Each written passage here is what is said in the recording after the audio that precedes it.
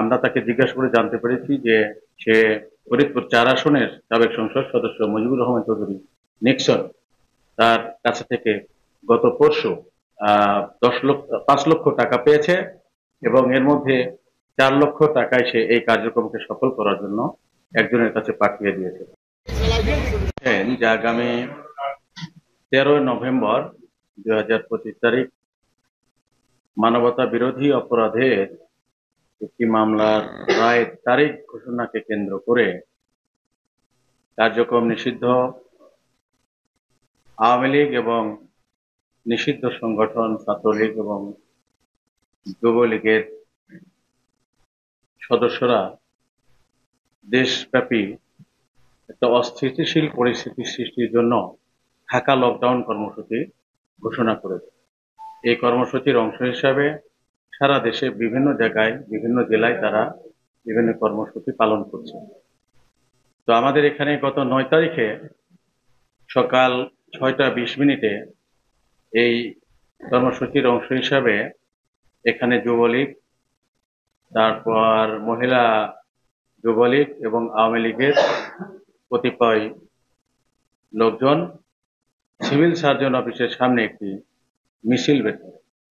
আমরা সেই মিছিলের সূত্র ধরে তারা এই মিছিল বের করেছে তাদের আইডেন্টিফাই করার চেষ্টা করি এবং তাদেরকে গ্রেপ্তার করার চেষ্টা করি। এর প্রেক্ষিতে আমরা গতকাল সন্ধ্যা 6:30টার দিকে বর্তমানে জেলা আওয়ামী লীগের ভারপ্রাপ্ত সভাপতি মোহাম্মদ ফারুক হোসেন ওরফে বোমা ফারুককে আমরা ঝিলটুলির তার বাসা থেকে গ্রেপ্তার করি। তার সাথে সাথে মহিলা যুবলীগের একজন সদস্য নাম নাসরিন আক্তার, পিতা ফিরোজ শেখ, স্থায়ী ঠিকানা কুঠিবাড়ি রেল কলোনি, তাকেও আমরা গ্রেপ্তার করি। সে মিছিলে সরাসরি অংশগ্রহণ করে। তো এর প্রেক্ষিতে আমরা পরবর্তীতে তাদেরকে জিজ্ঞাসাবাদে বিভিন্ন তথ্য পেয়েছি। আমরা পরবর্তীতে জানতে পেরেছি এই বোমা ফারুকের বিরুদ্ধে 6টি মামলা রয়েছে। এর মধ্যে 2টি বিচারাধীন, 4টি তদন্তাধীন। এবং আরো আমরা জানতে পেরেছি যে তার নাম বোমা ফারুক হলো কেন। এটা আমরা জানতে পেরেছি যে 1981 সালে যখন সে ইয়াসিন কলেজের ছাত্রলীগের ভিপি ছিলেন, তখন ছাত্রদল এবং ছাত্রলীগের মধ্যে মারামারিকে কেন্দ্র করে ছাত্রদলের উপর বোমা নিক্ষেপ করতে গিয়ে একটি বোমা তার হাতে বিস্ফোরিত হয় এবং তাতে সে আহত হয়ে তার একটি আঙ্গুল বিচ্ছিন্ন হয়ে যায়। আমরা দেখেছি তার হাতে বাম হাতে একটি আঙ্গুল নেই। পরবর্তীতে সে জেলা ছাত্রলীগের সেক্রেটারি এবং সভাপতি হয়। তার পরবর্তীতে যুবলীগের সেক্রেটারি এবং সভাপতি হয় এবং এরও পরে সে যুবলীগের কেন্দ্রীয় কমিটির প্রেসিডিয়াম মেম্বার হিসাবে নির্বাচিত হয়।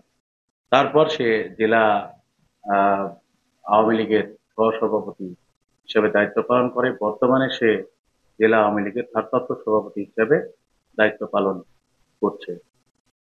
আমরা তাকে জিজ্ঞাসাবাদে জানতে পেরেছি যে আমাদের এখানে সদর থানায়, আমাদের কোতোয়ালি থানায় 4টি মামলা রয়েছে এবং ঢাকা পল্লবী এবং লালবাগ থানায়ও তার বিরুদ্ধে 2টি মামলা তদন্তাধীন রয়েছে। আরো সবচেয়ে গুরুত্বপূর্ণ যে বিষয়টি সেটা হচ্ছে যে এই যে দেশকে বা ঢাকা লকডাউনকে সফল করার জন্য সে বিভিন্ন মাধ্যম থেকে টাকা পাচ্ছে এবং নিজেরও অর্থ সে বিভিন্ন জায়গায় ডিস্ট্রিবিউট করছে। আমরা তাকে জিজ্ঞাসা করে জানতে পেরেছি যে সে আপনার ফরিদপুর 4 আসনের সাবেক সংসদ সদস্য মুজিবুর রহমান চৌধুরী নিক্সন তার কাছে থেকে গত পরশু 5 লক্ষ টাকা পেয়েছে এবং এর মধ্যে 4 লক্ষ টাকায় সে এই কার্যক্রমকে সফল করার জন্য একজনের কাছে পাঠিয়ে দিয়েছে। আমরা তার নাম ঠিকানা পেয়েছি। আমাদের তদন্তের সাথে এটা আমরা প্রকাশ করছি না, কারণ এখানে প্রকাশ হলে তো তাকে আমরা হয়তো সহজে ধরতে পারবো না। এবং আরো জানতে পেরেছি যে আওয়ামী লীগের একদম শীর্ষ পর্যায়ের নেতৃবৃন্দের সাথে তার মানে হরহামেশাই যোগাযোগ।